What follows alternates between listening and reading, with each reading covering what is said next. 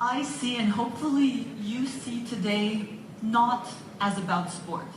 Today is much bigger than sport.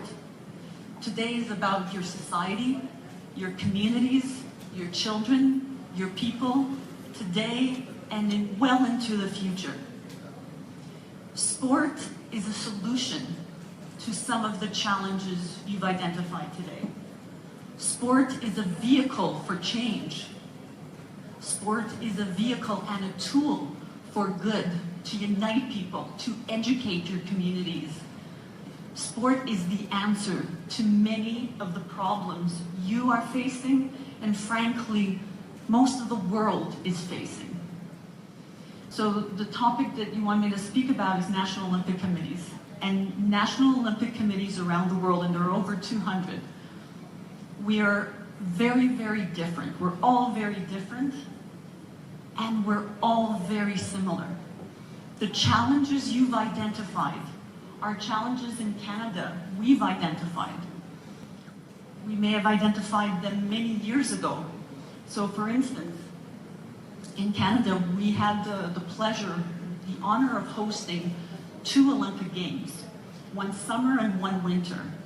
Summer Olympic Games 40 years ago in Montreal, 1976.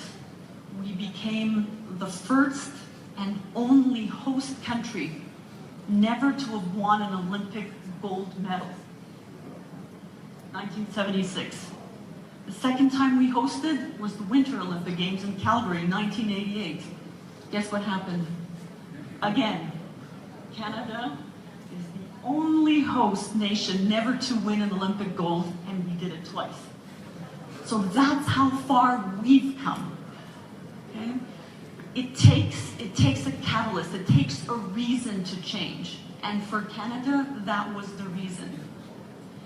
So I just want to share with you 5 points about the role of the National Olympic Committee, at least from my perspective. The first one, and always I think in any organization, is leaders and people. Leadership and people. You need trusted, credible leaders that are there not for themselves, not what they can get out of whatever role and whatever title they have, but it's about what can they do to give back, to serve the people that have trusted them to put them in that position. And for National Olympic Committees, it's athletes, it's coaches, and it's national sport federations. And I'm so glad to hear that there are a number of national sport federations in the room today. So that was point 1, leadership. Point number 2 is about a vision. You need to have a common vision, and vision that includes measurable outcomes.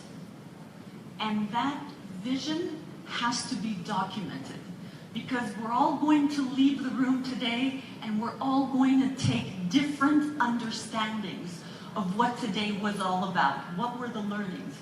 But what you need to do, and I think that's the role of the National Olympic Committee, is to document it, put it on paper, so that it's very clear what the vision is for the country and what are the measurable goals.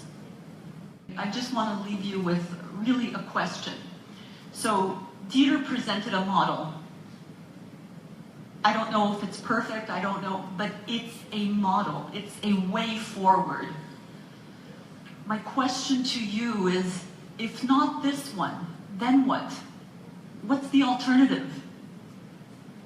This model has been a result of 2 years of surveys and polls, and then months of working with an international panel, something that I'm not sure Mexico does very often in sport.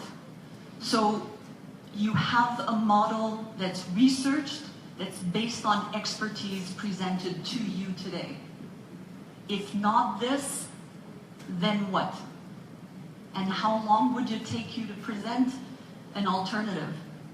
So I would just encourage you all to look at the work that's been done in a professional and deep manner. And there are millions of reasons why not to do something. It's too hard, there's not enough money, but there's only one real reason to do something. And that is because you all have the responsibility to the youth of this country and to use sport as a vehicle to better your society. Thank you. Thank you. Thank you very much, Caroline.